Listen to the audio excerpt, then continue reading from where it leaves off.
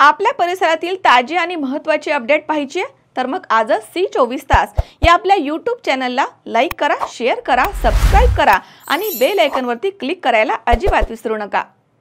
अहो ताई, तुम्हाला बोलले होते ना साईराम इलेक्ट्रॉनिक्स मध्ये एकदम धमाकेदार ऑफर चालू आहे। हो का? ते इथेच तर आहे। अरे मला तर खूप खरेदी करायची आहे। इथे फ्रीज, टीव्ही, इन्व्हर्टर बॅटरीज आणि वॉशिंग मशीन आणि आटा चक्की यावर आकर्षक बक्षिसे मिळतात। मी ऐकलंय इथे लकी ड्रॉ मध्ये इलेक्ट्रिक बाईक पण मिळते, हे खरं आहे का? हो ग, एकदम खरं आहे। इथे बक्षीस म्हणून 43 इंचेसचा स्मार्ट टीव्ही सुद्धा मिळतोय। खरं? आणि इथे तिसरे बक्षीस मध्ये फ्रीज सुद्धा मिळतंय। अरे वा, छानच की।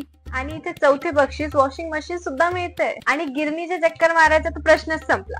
बक्षीस म्हणून आटा चक्की सुद्धा मिळते। अगं पण ही ऑफर कधीपर्यंत आहे? ही ऑफर 30 नोव्हेंबर 2025 पर्यंत आहे आणि हा लकी ड्रॉ सोडत आहे 11 डिसेंबर 2025। तसेच सर्व प्रकारचे फायनान्स सुविधा पण उपलब्ध। आमची खरेदी तर झालीये, आता तुमच्या खरेदीचं काय? आताच भेट द्या साईराम इलेक्ट्रॉनिक अँड बॅटरीजला। पत्ता खरेदी विक्री संघ, व्यापार संकुल, नगर मनमाड रोड, राहुरी।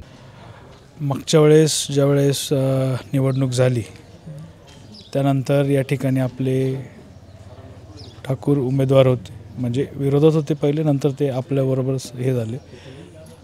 आणि या प्रभागामध्ये सगळ्यात महत्त्वाचा प्रश्न असा होता की पाणी जे आहे, लोकसंख्या वाढल्या कारणानं पाण्याची टाकी होणं या ठिकाणी फार गरजेचं होतं। तर मागच्या टर्ममध्ये आपण ज्यावेळेस निवडून आलेलो त्यावेळेस एक पाण्याची टाकी सेपरेटली आपण येवले आखाडा परिसरात आणलेली आहे। त्यामुळे जो मूलभूत प्रश्न सगळ्यात मोठा भेडसावत होता कैक वर्ष की पाण्याची टाकी नाही आहे किंवा पाण्याचं जे नियोजन आहे ते आपण केलेलं आहे।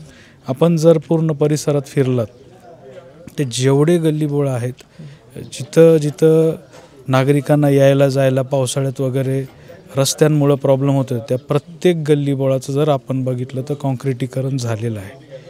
म्हणजे उद्या भविष्यात प्रत्येक माणसाच्या घरात आजही आहे, पण जर 4 चाकी वाहनं असतील, 2 चाकी वाहनं असतील किंवा शेतीच्या संदर्भात जेवढी वाहनं वाढली तरी भविष्यात त्याची अडचण येणार नाही, अशा प्रकारे आपण त्याचं नियोजन करून ठेवलेलं आहे।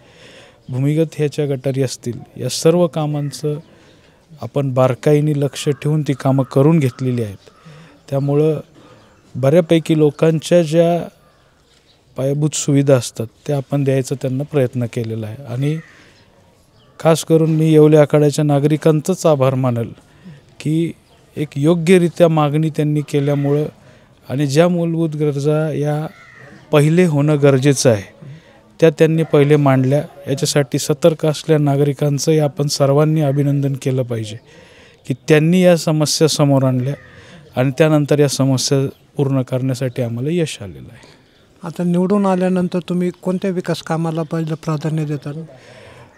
निवडून आल्यानंतर आपलं संपूर्णच राहुरी शहरात, मी प्रभागाचंच नाही म्हणत आहे, पण आमचं ध्येय असं आहे की भूमिगत गटारींमुळं जे रस्त्यांची आता काही काळ प्रशासकच होतं त्यामुळे त्याची कामं काही मंजुरी झालेली नाही किंवा ती कामं झालेली नाहीत, तर ते पहिले प्राधान्य देऊन आम्ही ती कामं सर्वात पहिले करणार आहे।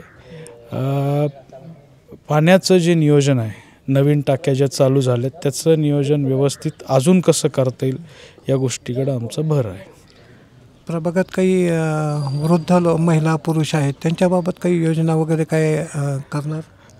या योजना पुढंच नाही तर पण ह्याच्या मागे पण जर आपण बघितलं तर आमचे जेवढे सहकारी या ठिकाणी होते त्यांनी सर्व ज्येष्ठ नागरिक असतील ते ज्या ज्या योजनांमध्ये बसतात त्यांचं स्वतःवरून जाऊन काम करून दिलेलं आहे। पुढेही ज्या योजना सरकारमार्फत येतील त्या सर्व योजनांचं आपण कसे आपले सर्व नागरिक त्या योजनांमध्ये बसवता येईल कायदेशीररित्या ते आपण प्रयत्न करणार आहे। आता ह्या आपल्या हद्दीत असेल किंवा आपला संपूर्ण परिसर असेल याच्यामध्ये तरुणांची संख्या मोठ्या प्रमाणात आहे।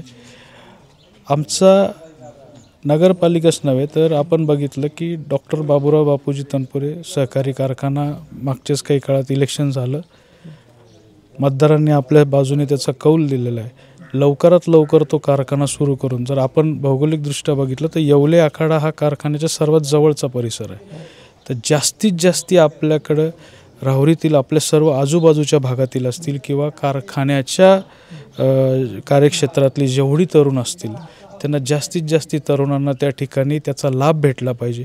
कुणाला नोकरीमार्फत मिळेल, कुणाला त्या संदर्भात येणारी जी टेंडर्स असतात त्यामार्फत असेल किंवा व्यवसाय त्यांना संदर्भ किंवा काही तरुण जे आहेत ते त्यांच्याकडं मोठ्या वाहनांची संख्या जास्ती आहे, जे आपण म्हणतो की ट्रक असतील, छोटे पिकअप असतील, त्या सर्वांना या गोष्टीचा लाभ कसा मिळेल.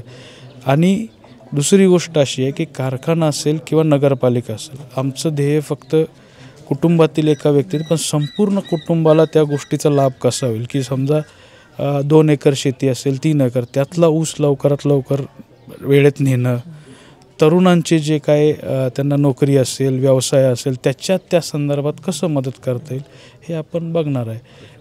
आणि कृषी उत्पन्न बाजार समितीसुद्धा आता आपण आहे, तर त्याच्यामध्ये जवळजवळ आपण जर बघितलं तर व्यावसायिक म्हणजे जे व्यापारी आहेत, आडते असतील, असे एक जवळजवळ 300 ते 350 लोक तिथं आहेत. वाहनांच्या मार्फत जर असतील तर 150-200 लोक असतील किंवा किंबहुना जादा लोक असतील. त्या सर्वांना न्याय कसा देता येईल त्या हिशोबाने आम्ही काम करतो आहे. आणि गेली आपण जर बघितलं तर आम्ही आता प्रयत्न आहे की आपली जी जिनिंग चालू होणार आहे, ह्या सगळ्या संस्था ज्यावेळेस एकत्रित आपल्या ह्याच्यात येतील तेव्हा जास्तीत जास्त तरुणांना, जास्तीत जास्त कुटुंबांना याचा लाभ होईल, याचा आम्ही प्रयत्न करतो आहे. धन्यवाद दादा. Saidam hospital test tube baby centre. नमस्ते, मी डॉक्टर सोनाली माने, साईदाम हॉस्पिटल राहुरी, मंदत्व तज्ज्ञ व एम्ब्रॉलॉजिस्ट तज्ज्ञ. आपल्या इथे IVF-बद्दल अत्याधुनिक उपचार पद्धती उपलब्ध आहे. तर त्यामध्ये IVF, ICSI, embryo donation, egg freezing, sperm freezing तसेच सरोगसी माताबद्दल सल्ला पण आपल्या इथे दिला जातो. आपल्या इथे हमखास गुण येण्यासाठी प्रयत्न केले जातात. साईदाम हॉस्पिटल लॅप्रोस्कोपिक सेंटर आणि test baby centre, court area, Bhagyashree हॉटेलच्या पाठीमागे, राहुरी.